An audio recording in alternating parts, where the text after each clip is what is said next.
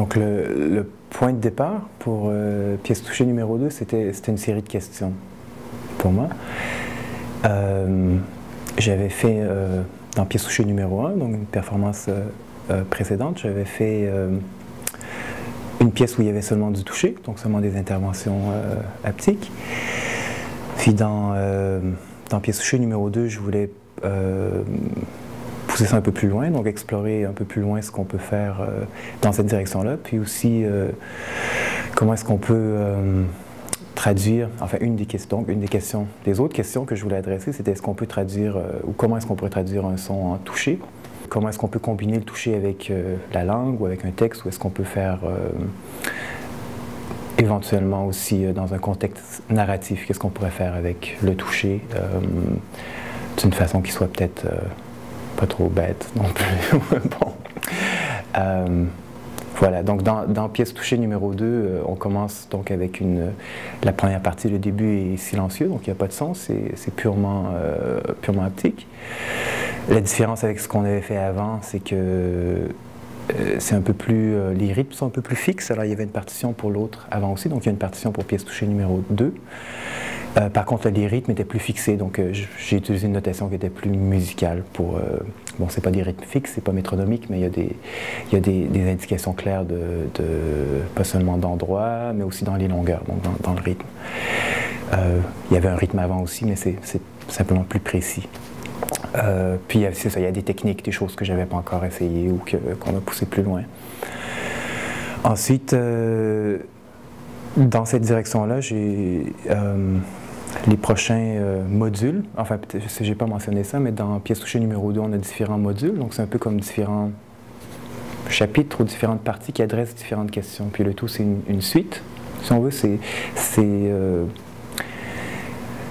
un sujet commun qui est le toucher, mais justement avec des sections qui pourraient presque être indépendantes, c'est-à-dire qui ont des relations entre elles parce qu'il y a une progression, c'est-à-dire qu'on va donc d'abord simplement du toucher à des processus très très musicaux, toujours avec le toucher, donc par exemple il y a un canon, bon, des procédés de contrepoint, mais qui sont sans son. Puis ensuite on commence à travailler les sons un par un, donc puis ensuite dans des pièces clairement musicales, donc qu'on entend puis qui sont traduites en son. Entre autres, on adresse le toucher social, c'est-à-dire les conventions de toucher qu'on a. Donc il y a beaucoup de... notre toucher, en général, est très codé. C'est codé dans le sens qu'il y a des règles. Alors, on touche les gens dans certaines situations, dans certaines conditions.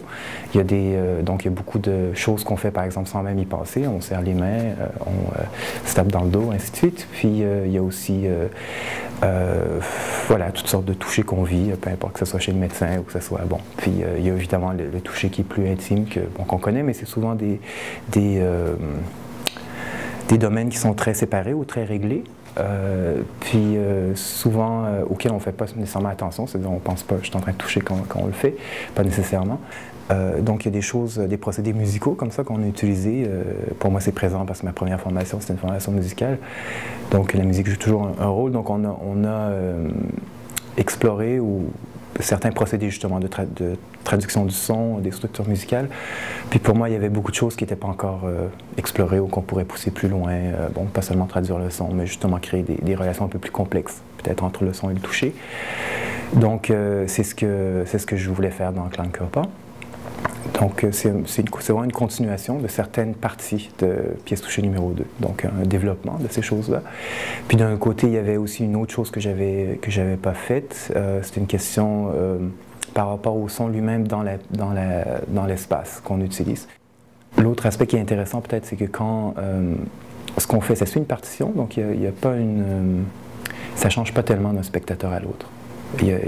On adapte évidemment, on écoute les réactions du spectateur, on adapte ce qu'on fait, mais il n'y a pas de... le plan c'est le même. Donc par contre, les réactions sont différentes parce que d'une personne à l'autre, chacun a son propre corps, sa propre façon de vivre son corps, puis chacun a ses propres mémoires corporelles aussi qu'on ne peut pas prévoir. Alors, les gens viennent, on ne les connaît pas la plupart du temps, puis donc c'est ça, ce qui fait que je pense que l'effet, il y a un effet général, on peut dire oui, enfin je dirais que c'est très rare que les gens ont mal réagi, en fait c'était en général, je pourrais dire plutôt positif, mais ce que ça signifie pour les gens, je pense que ça varie. Alors, il y a des gens pour qui, le toucher, c'est quelque chose de plus pas naturel, de plus fréquent dans leur travail, comme les danseurs. Puis il y a des gens pour qui ça arrive très très rarement. Il y a des gens qui sont plus à l'aise, moins à l'aise. Bon, puis donc, je pense que la compréhension, la lecture qu'on en fait, varie beaucoup. Puis c'est ce que je trouve intéressant, c'est ce que j'essaie de provoquer aussi. Donc, je préfère travailler avec des...